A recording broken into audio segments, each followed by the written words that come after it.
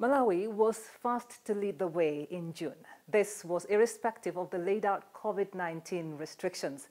Voter turnout was 70.69%, and the country was bitterly divided.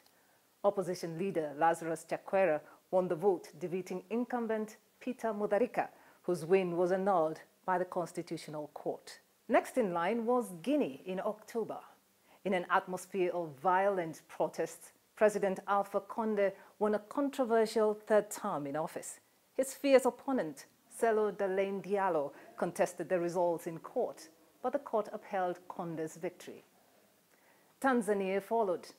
Two main opposition parties demanded fresh elections after President John Magufuli was declared victor. The country's electoral body dismissed the allegations of fraud as unsubstantiated. In Côte d'Ivoire, President Alassane Ouattara was re-elected for a controversial third term in office. The main opposition parties boycotted the polls.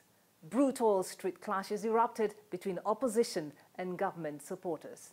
3 weeks later, in November, Burkinabés went to the poll. The voting process was marred by threats of attacks by armed groups linked to Al-Qaeda and ISIS. Roch Marc Christian Kabore emerged winner and will serve Burkina Faso as president for another 5-year term. Ghana then took to the polls in December.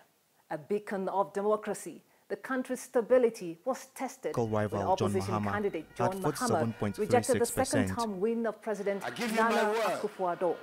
The elections in the continent have set the pace for 2021, irrespective of the coronavirus pandemic.